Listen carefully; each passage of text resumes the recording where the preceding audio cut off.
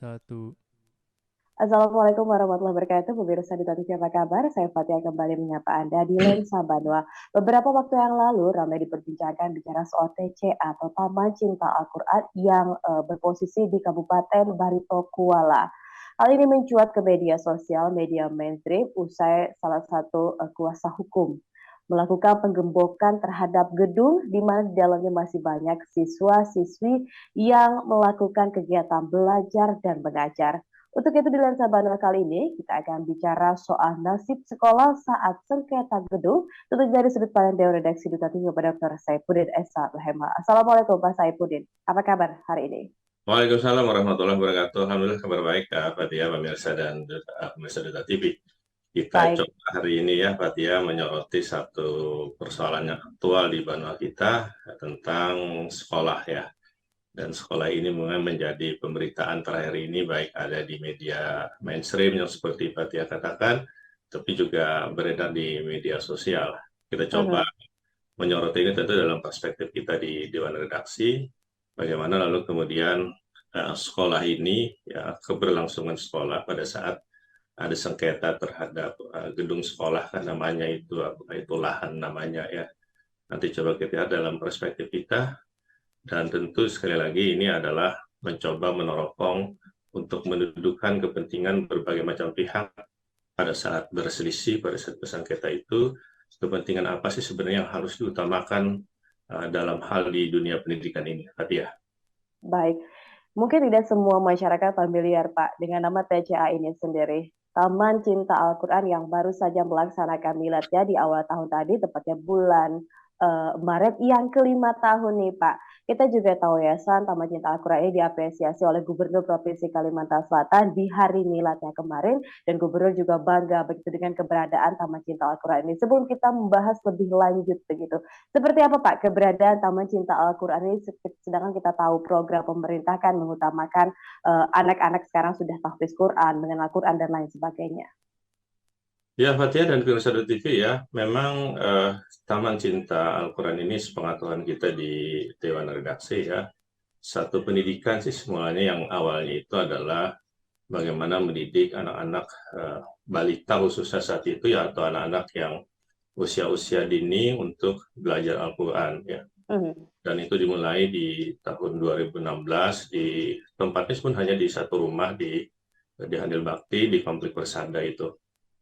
Tapi kemudian ada yang menarik ya, saat itu mungkin sekitar kurang lebih 15-20 orang lah pesertanya, dan kebetulan memang kita tinggal di daerah Handil Bakti, jadi tahu persis tentang perkembangan yang ada pada Taman Cita Al-Quran ini.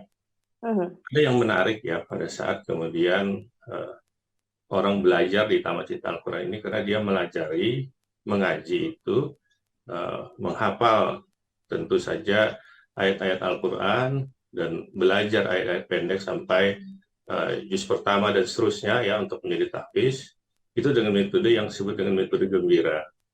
Sehingga metode sambil bergembira membaca Al-Quran itu kemudian menarik anak-anak ya, sambil bermain dia belajar Al-Quran ya. Dan itu kemudian masuklah ke dalam diri anak-anak, dan mudah bagi mereka untuk mengkaji dan belajar Al-Quran di awal-awalnya Fatia. Lalu kemudian ini berkembang dari mulut ke mulut, lalu kemudian banyak orang yang memasukkan anaknya. Hingga sekitar tahun 2017 itu sudah ada sekitar 100-an lebih ya siswanya, sehingga juga tidak cukup rumah itu, karena ada beberapa donatur atau beberapa orang yang kemudian mempersilahkan untuk memakai rumahnya untuk dijadikan rumah tahfiz ini. Dan ini lalu berkembang di kalangan kita di daerah Handil Bakti, daerah Batola itu sudah sangat populer, dan memang Bupati saat itu juga mengapresiasi keberadaan Taman Cinta Al-Quran ini. Lalu tahun 2018 kemudian berdirilah yayasannya, Yayasan Taman Cinta Al-Quran. Nah, dalam proses selanjutnya Fatia dan pemirsa TV pengetahuan kita di redaksi, kemudian dia ya tentu tidak cukup lagi tempatnya yang kecil itu, sementara muridnya terus bertambah sekitar 200-an lebih. Dan dalam posisi mengembangkan lebih jauh, kemudian ada uluran tangan dari seorang dermawan lah katakanlah seperti itu Fatia, Mhm. Beliau menawarkan untuk mengisi tempatnya yang ada yang sekarang yang jadi sengketa yang jadi masalah sekarang untuk dipakai Taman Cinta Al-Quran ini. Dan tahun 2019 tentu ini sekolah ya mengajukan satu proses perizinan sekolah umum tetapi ada ciri khasnya dibarengi dengan tasbih Al-Quran itu. Sehingga namanya tetap jadi Taman Cinta Al-Quran tetapi izin operasionalnya, kurikulumnya adalah kurikulum pendidikan nasional. Dan sejak pindah ke tempat yang baru yang sekarang jadi permasalahan itu berarti ini berkembang lagi karena Baik. tempatnya jadi satu tempat yang dulu tempat itu memang tidak terpakai, lalu kemudian muridnya terus bertambah oleh orang yang dermawan ini, kemudian dibangunkan lagi bilik sekolah yang baru yang kita sebut dengan gedung sekolah itu. Dan berkembang ada satu, dua, tiga sampai tiga gedung atau bahkan empat gedung sekarang yang masih belum selesai itu. Nah ini yang awal-awal sebenarnya tidak ada persoalan ya, Fatia dan Mhm. PDIP terhadap pelaksanaan dan kemudian berkembanglah muridnya sampai 600 sampai 700 orang sekarang dan menjadi sekolah yang diandalkan karena akreditasinya juga akreditasi unggul dan katakanlah salah satu sekolah terbaik di Kabupaten Baritokuala dengan Dari Terkuala. apresiasi dari pemerintah kabupaten setempat. Baik.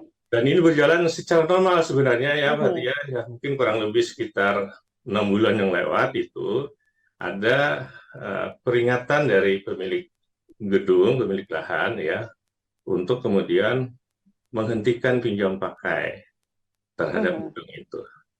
Nah, tentu ini kan menjadi istilahnya jadi persoalan pada saat ada Baik. permintaan menghentikan perjanjian pinjam pakainya itu dan bagaimana kemudian untuk memindah anak-anak itu kalau begitu cepat ya tidak cukup barangkali 6 bulan, 1 tahun, 2 tahun untuk mendirikan gedung-gedung yang baru menampung anak sekitar 600-700 itu.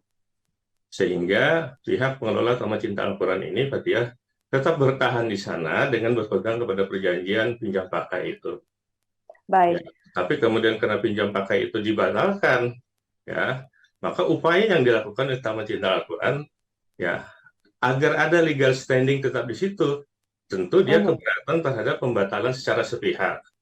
Nah, Mhm. diajukanlah gugatan ke Pengadilan Negeri terhadap pembatalan secara sepihak yang dilakukan oleh pemilik gedung atau pemilik lahan itu. Dan inilah yang terjadi dalam proses selanjutnya sementara proses gugatan berlangsung, upaya mediasi oleh pemerintah daerah berlangsung adalah yang kita sebut tentu saja dalam tanda petik ya tragedi tentang penggemukan gedung sekolah itu. Sekilas Baik. seperti itu ya Fadia Mhm. posisinya sehingga kita juga ingin soroti sih sebenarnya nanti seperti apa posisi masing-masing pihak pada saat kemudian ada masalah terhadap gedung sekolah untuk kelangsungan pendidikan ini, Fadia. Baik, berarti awal-awal tahun dari 2019 dan dijadwalkan nanti pinjam pakai hingga berakhir di 2029. Ini putus di tengah jalan begitu Pak ya oleh sepihak sehingga memang membuat kepanikan juga bagi uh, orang tua, kemudian juga guru di sana, bahkan siswa di sana. Nah, sebelum kita bahas posisi masing-masing, Pak, kita akan bicara di segmen kedua, bicara psikis ya, karena katakannya kan kemarin penggembokan dengan di dalamnya masih banyak siswa yang melakukan kegiatan belajar mengajar, otomatis kan ini agak sedikit terganggu dari segi pikirannya, dari segi fokus dan lain sebagainya. Usai jeda pemirsa, bersama kami dalam program Lensa Bandung.